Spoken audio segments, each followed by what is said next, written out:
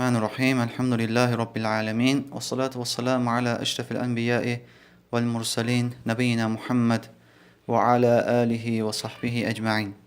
Bugün Allah'ın izniyle Kur'an-ı Kerim öğrenirəm dərslərinin 10-cu dərsinə başlayacağıq. Bugün götürəcəyimiz dərs dünən götürdüyümüz dərsin ardı olacaqdır. Dünən artıq biz hərfləri ikisini birlikdə yazılaraq hərəkətsiz bir şəkildə artıq 5 sətir götürdük və burada dayandıq. Bugün isə buradan başlayacağıq. Bismillah. Nun, sin. Gördüyümüz kimi nun qırmızı hərflə və sin də yaşıl hərflə yazılıb, yaşıl rənglə yazılıb. Təsin, ثاسين ثاجيم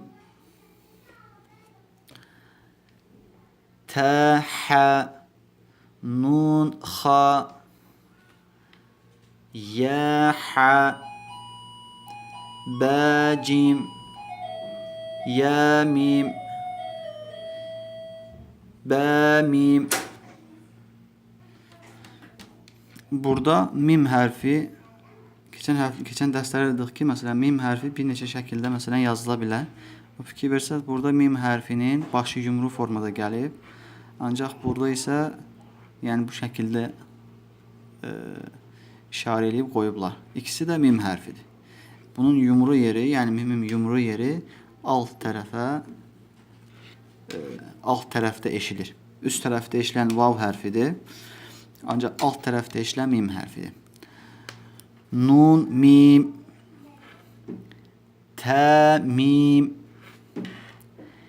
tha, mim, ba, ya, ya. Burada fikir versək, biz dedik ki, məsələn, bu an axırda gələn ya hərfi, hərəkətsiz də yazıla bilər. Burada bənin nöqtəsi, yəni bəzi elə çaplar var ki, məsələn, Osmanlı çapı çox çətin çapdır. Türklərin qabaqda keçdikləri Osmanlı çapı çox çətin çapdır. Yəni nöqtələri bilmək olmur, hansı harda qoyulubdur. Ancaq indi o kitabları dəyişib, təzə bir kitablarla əvəz ediblər. Yəni indi oxumağa rahat olan bir kitablarla istifadə edirlər. Məsələn, burada da fikir versək, məsələn, bədir, bənin nöqtəsi düz altında deyil. Bənin nöqtəsini gətiriblər bura. Bura qədər uzatıblar. Və yə də nöqtəsi olaraq gəlibdir. Beləcə bə, yə. Ondan sonra yə, iki yə bitişik gəlib. Birinci yə bu qırmızı hərflə yazılan, qırmızı yazılıb və bu nöqtələr də bu hərfin, bu birinci yə hərfinin nöqtələridir. İkinci yə hərfinin isə nöqtələri yox, nöqtəsi olaraq gəlibdir.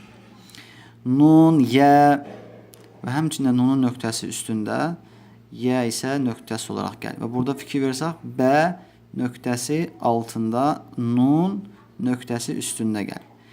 Tə, yə, həmçinin sə, yə. Artıq biz iki hərfin bir-birinə bitişik yazılması hərəkətsiz olaraq. Artıq biz bunu qutaldıq. Keçirik 3 dənə hərfin bir-birinə bitişik olaraq yazılması hərəkətsiz olaraq. Məsələn, 1, 2, 3 dənə hərf. Birinci, nun, bə, ləm,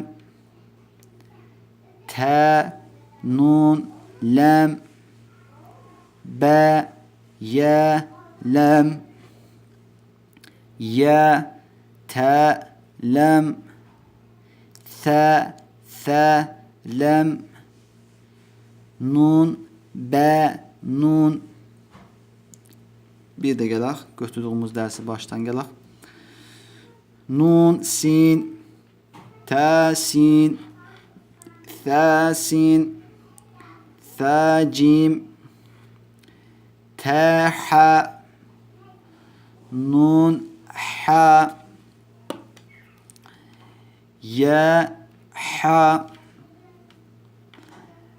bəcim, yəmim, bə, mim, B'nin də burada başqa bir formada yazılıbdır. Əsas məsələ odur ki, altında bir dənə nöqtə var. Bilirik ki, bu artıq B'dir. Nun, mim, tə, mim, sə, mim, bə, yə, yə, yə, nun, yə, tə, yə, sə, yə. Artıq 3 hərfə keçdik. 3 hərfin bitişik olaraq yazılması. Nun, bə, ləm, tə, nun, ləm, bə, yə, ləm, yə, tə, ləm. Artıq burada bir-birindən bəyan eləməyə rahatdır. Məsələn, yənin altında 2 nöqtə, tənin üstündə 2 nöqtə. Bunlar bir-birindən gərək ayıraq. Sə, sə, ləm, nun, bə, nun, nun, ortada bə, nun. Bugün biraz əlavə edək.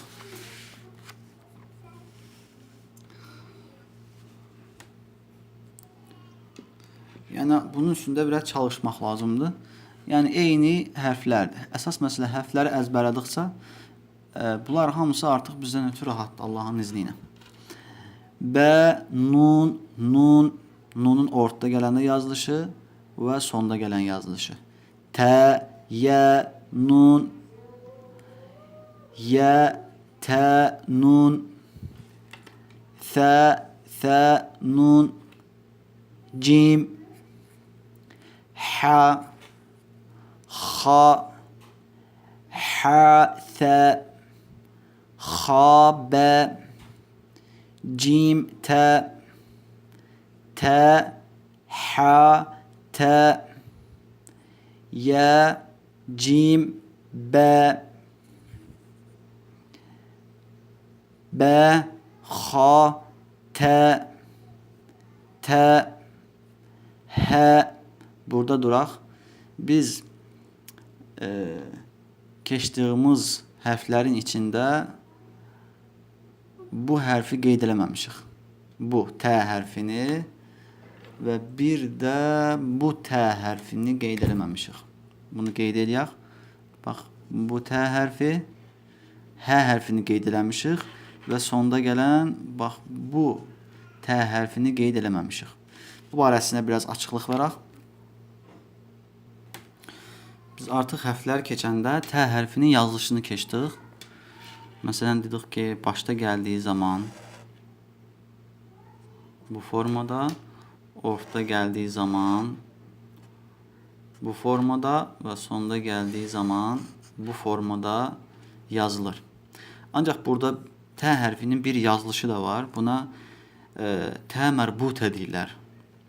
Yəni, mərbut, yəni bağlı tə. Məsələn, bu belə başa salaq, bu tənin, bu da tədir, ucları açıqdır. Yəni, ağzı açıq formadadır. Bir də var ki, bunun bu formada olan, yəni tə mərbuta, yəni bağlı tə. Bu formada yumru bir şəkildə yazılır və üstündə 2 nöqtə qoyulur. Tə mərbuta deyilir. Bu, əgər yumru şəkildə yazılır, əgər özündən qabaqki hərf, özündən sonraki hərfə bitişməyən hərfdirsə, bu tədən gəlir. Bu tədən gəlir və əgər özündən qabaqki hərf, özündən sonraki hərfə bitişən hərfdirsə, bu şəkildə də gəlir. Bu şəkildə də gəlir. Üstündə 2 nöqtə. Buna tə mərbutə deyilir. Ərəb dilində bu, qadın cinsinin əlamətidir. Əgər kəlmə kişi cinsindədirsə, bu tədən, yuxarıda gördüyümüz tədən gəlir. Əgər qadın cinsindədirsə, axırı bu tə mərbutə gəlir. Bunlara biz girməyək. Sadəcə qısa bir məlumat verirəm. Yəni, bu tədə mövcuddur. Biz artıq buna oxşayan hərflər keçdik. Qabaqda hə hərfi keçdik. Hə hərfi keçdik. Eyni formada və bu formada hə hərfi keçdik. Ancaq nöqtəsiz. Bu hərflərin nöqtəsiz gəldiyi zaman ikisi də hə, qarın boşluğundan çıxan hədir. Ancaq nöqtəli gəldiyi zaman tə hərfi olur. Üstündə 2 nöqtə qoyulduğu zaman tə hərfi olur.